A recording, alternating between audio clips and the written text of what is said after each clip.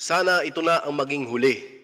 Huling biktima ang anak ko kasi napakasakit, walang kasing sakit. Ayan mga kababayan. Yan ang mga salitang namutawi sa mga labi ni Eutropio Silesta. Ito po ang ama ni Attorney Hana Sisesta na nasawi sa engkwentro sa Bilar, Bohol nung siya ay tinanong sa mga nangyari. Talagang wala nang mas masakit pa sa isang magulang ang maglibing ng sariling anak. Pero dumagdag pa sa kanilang hinagpis nang malaman na napunta sa wala ang lahat ng hirap at sakripisyo, maabot lang ang pangarap ng kanilang pinakamamahal at bunsong anak. Ito po ang video mga kababayan, tunghayan po natin para magsilbing aral po sa ating lahat. Mga kababayan, ipi-play na po natin. Ito na po. Na-autopsy natin. Wala. Bakit sir? Ayaw ko na. Kasi unang-una, nung di ba yun, sa audit ng payag, nung umalog na yung ibang ayaw. Okay ako mag-re-autopsy kung amin lang. Ayaw ko lang mali nakikisaw-saw. That's so, masakit sa iyo? Ha? Sana din mangyari sa iyo. Napakasakit, walang kasing sakit. Kasi hindi namin ini-expect na gano'n ang magiging pain sa anak ko. Sa pinakakamahal ko, pinakamamahal kong anak. At sa panlaki ng gastos namin. Nagalit kayo sa lugar mo? Wala. Ang medyo mahina na lang ako, paunti lang. Dahil sa sinalihan nila na pinipigilan kong communication. Yung NPR. Pumayag ako na sumalik siya dahil explain sa akin, mga lawyer kami. Lawyer daw yung mga kasama niya. Kaya pumayag ako. Tapos sabi ko mag-ingat ka. Tapos. So, ano mga mensahe mo siya? Kanina. Sa kahit sa kahit.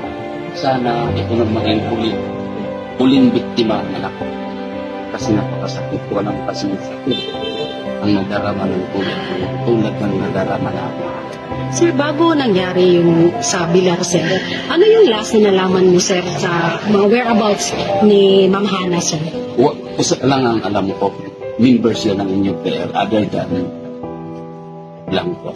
So, hindi nyo ini-expect na kasama na pala siya, nila ni Anya Silong? Wala po. Wala siyang nasabi sa inyo. Pero nung before mag-enter siya mag-as member ng UPL, pinaliwanag na yung duties and responsibilities as a member of UPL. So, doon na na-convince kayo na na sumali kayo. Sumali siya. Tapos nagtiwala ako kasi mga lawyer daw. Asosasyon daw yun ng mga lawyer. Ano ang mensahe mo sa inyo, Pino? Masasabi ko lang. Sana ang anak ko lang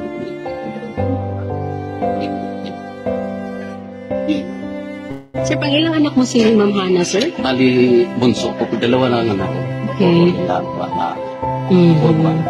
Tapos? Si Ma'am Sir, picture din siya, no? Sa DepEd Elementary School. Kasama. Nervin Summer. So, malaki talaga yung pangarap niyo para sa anak niyo, sir? Naabot na. Nakatapos ng pag-aaral, nakapasa ng parang nasa tuktok na. Biglang sa Nung nalaman niyo, sir, ano yung unang... malakas yung yung asawa ko hindi na kayanan.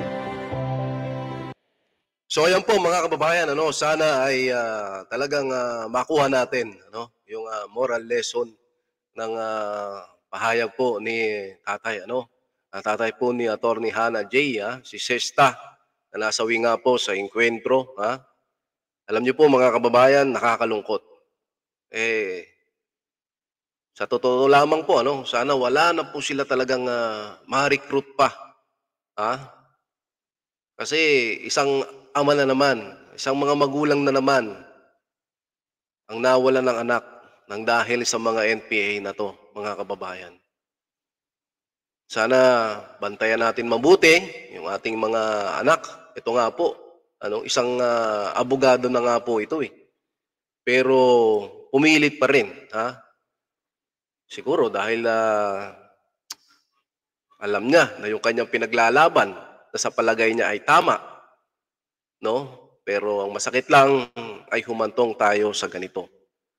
Mga kababayan, ano, yung NTF-EL Cup, ah, ay tinatagpo during the time ni Pangulong Duterte, napakalaki po ang maitutulong nun para maubos na sana, wakasan na ang kasamaan para hindi na po sila makapag-recruit pa. Lalong-lalo na po ito, pangarap po ng isang magulang, ano, ay natupad, subalit napunta sa wala. Sana may magandang makuha po tayo na magandang aral sa mga pangyayaring ito. At muli, sana si Hannah J. Sisista na ang huli, mga kababayan. Katulad po ng sinabi ng kanyang ama. Ayan, medyo madamdamin po itong vlog natin ngayong araw na to. Ano, muli, ako po ay nagpapasalamat po sa inyo. Sa mga hindi pa po nakaka-like, nakaka-subscribe dito po sa ating channel. Like na po kayo at mag-subscribe dito po kay Parak TV. Maraming salamat po sa inyo. Maraming salamat po. Mahalin po natin ang Pilipinas, mga kababayan.